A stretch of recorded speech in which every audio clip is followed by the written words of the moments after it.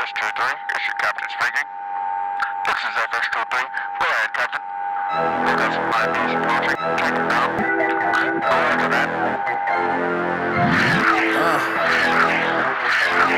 And it is blase for the record.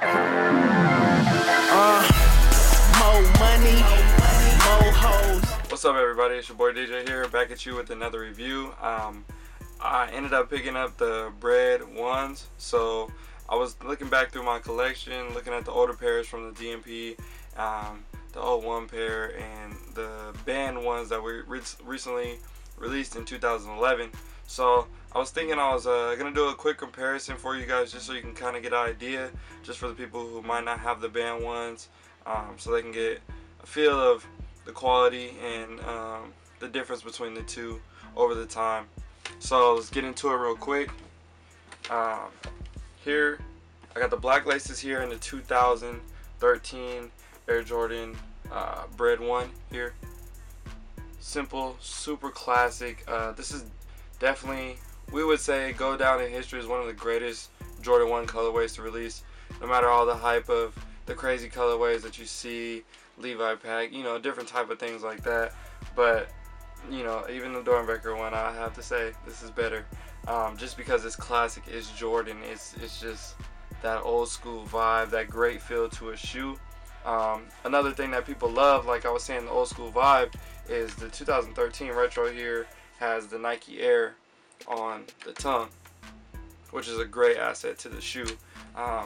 In the recent DMP Jordan 1 pack, there was no Nike Air on the top of the tongue here.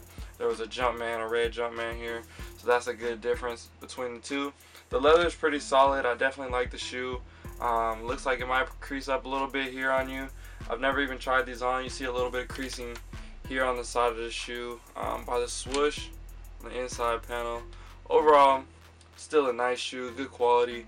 A little bit lower quality, I would say, than the Jordan Royal 1 that recently came out earlier this year. I want to say, what was that, in February? But still a nice shoe for sure. So I'm gonna compare the two real quick for you, just so you can get an idea and feel of the difference. So here we have with the red laces. So I put two different laces in so you can see the difference. These are both factory laced. Actually, I never even changed the laces. I'm pretty sure. Yeah, I didn't change the laces. So these band ones were, I don't know if I want to say released, but they came to Nike factory stores. We got lucky enough, being the home of Nike, we ended up with a solid amount here, and it was a pretty good experience seeing people camping out in front of a Nike factory store instead of a Nike Town or a Foot Locker or any other store like that. So getting into it real quick, if you can see the difference on the toe cap here and the leather, this is a smoother, just a thinner leather. And then on the band pair here, you have a thicker leather. It's a little bit more like a tumbled leather here. It's a lot higher quality. This is definitely a premium sneaker. I would definitely consider this as, I'd say the quality of, maybe like a bin or something similar to that, but definitely a nice shoe. This also has the Nike Air here on the tongue, which is a great hit for the sneaker. People love that right there. People love that part. They just don't want to have the, you gotta have the old school vibe. But if you feel on the tongue here, it's smoother, and this is a little bit more graded and softer. This is real stiff and firm. That's a big difference. The inside sock liner on the sneaker is a little bit different also. Here is it's a thicker grade, a little bit stiffer.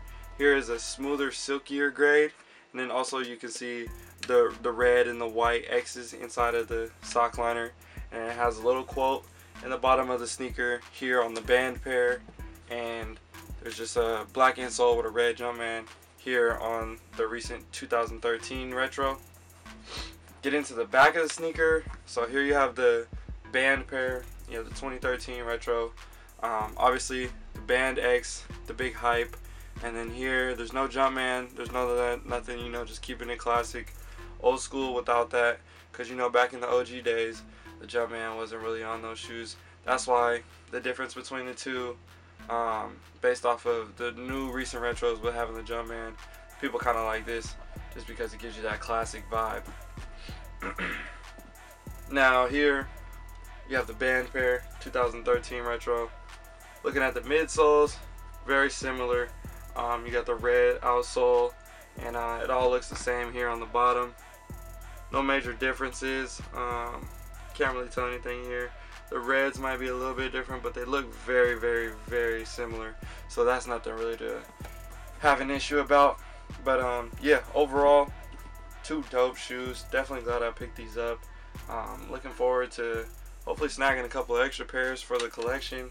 I like to double and triple up on sneakers like this because these are timeless. You can't go wrong with a sneaker like this. So it's definitely something good to have. We do have a few pairs available on the website still. They've been going pretty quick. The kid sizes are the only ones actually we do have left available. So if you want to try to get a pair, stop by our website, flyschoolshoes.com. We'll have them there available for you to purchase. We have other gear, other sneakers that are also available. If you have any questions or anything, rate, comment, subscribe, leave everything below. Help us get better on our videos. Anything you got to say or help out, just constructive criticism, we really appreciate it. I mean, if you got something bad to say, it'll happen. And my light just went out. So, I guess that means it's time to go. Alright.